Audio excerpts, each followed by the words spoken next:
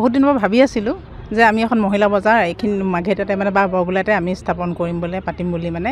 কিন্তু আমাৰ গোটৰ মহিলাসকলে আমি বিভিন্ন বস্তু উৎপাদন কৰোঁ, তাঁতত বোৱা হওক বা কৃষিজাতৰ বেলেগ বস্তু, কিন্তু বিকিবলৈ আমাৰ বজাৰ নাথাকে। সাধাৰণতে এটা আমাৰ অভিযোগ থাকে মানে।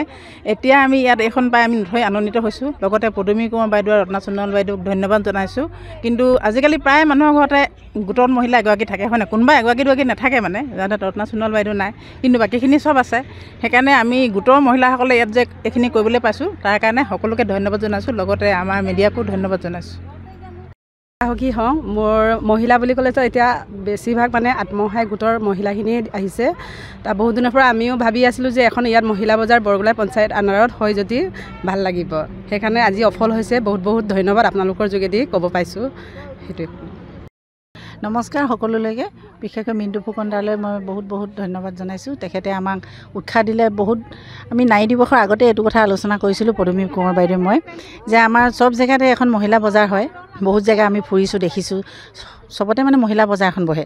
আমি চিন্তা চৰ্চা কৰিলোঁ, আমাৰ ইয়াতো যদি বহুত মহিলা আছে, নিবনুৱা আছে, বহুতেই কাম জানে নিজৰ, কোনোবাই কাপোৰ ব'ব জানে, কোনোবাই পিঠা বনাব জানে, শাক পাচলিৰ পৰা আদি কৰি খেতি কৰে।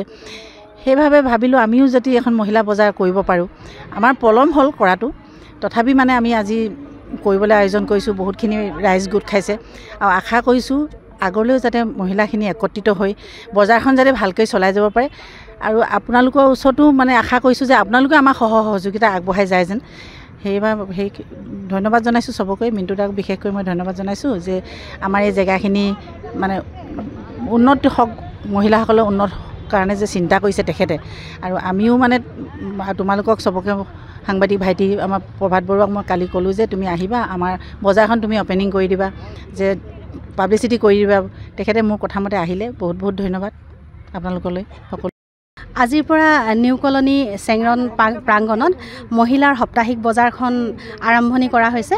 ইয়াত বহুতো মহিলাই ইতিমধ্যে দোকান দিছেহি আৰু এই পদক্ষেপ লৈছে আমাৰ ৰত্না সোণোৱাল বাইদেউ আৰু পদুমী বাইদেৱে।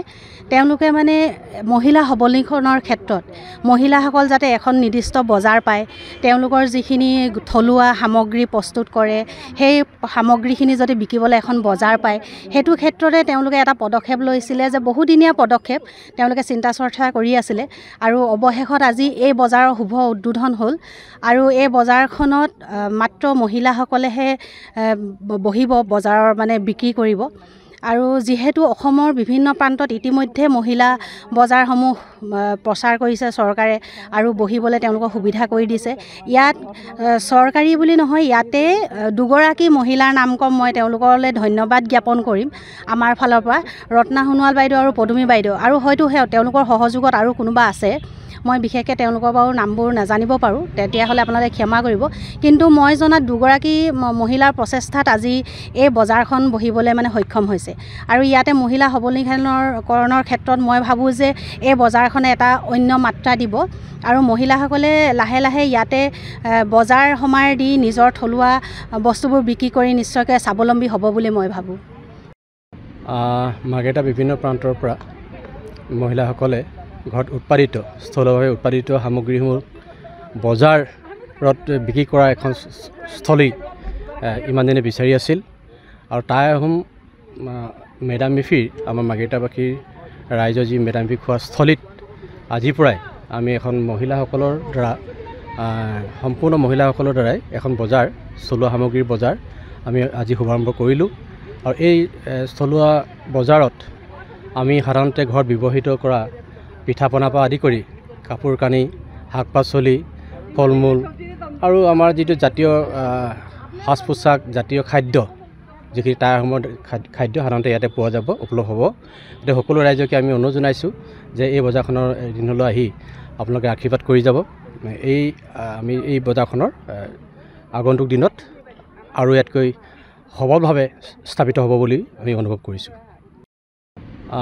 মাৰ্ঘেৰিটা বিভিন্ন প্ৰান্তৰ পৰা মহিলাসকলে ঘৰত উৎপাদিত, স্থলভাৱে উৎপাদিত সামগ্ৰীসমূহ বজাৰত বিক্ৰী কৰা এখন স্থলী ইমান দিনে বিচাৰি আছিল।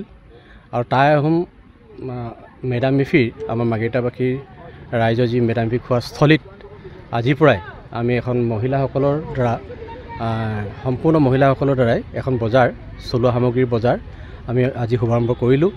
আৰু এই স্থলুৱা বজাৰত আমি সাধাৰণতে ঘৰত ব্যৱহৃত কৰা পিঠা পনাৰ পৰা আদি কৰি কাপোৰ কানি, শাক পাচলি, ফল মূল আৰু আমাৰ যিটো জাতীয় সাজ পোছাক, জাতীয় খাদ্য, যিখিনি তাৰ সময়ত খাদ্য সাধাৰণতে ইয়াতে পোৱা যাব, উপলব্ধ হ'ব। গতিকে সকলো ৰাইজকে আমি অনুৰোধ জনাইছোঁ যে এই বজাৰখনৰ দিনলৈ আহি আপোনালোকে আশীৰ্বাদ কৰি যাব। আমি এই বজাৰখনৰ আগন্তুক দিনত আৰু ইয়াতকৈ সবলভাৱে স্থাপিত হ'ব বুলি আমি অনুভৱ কৰিছোঁ।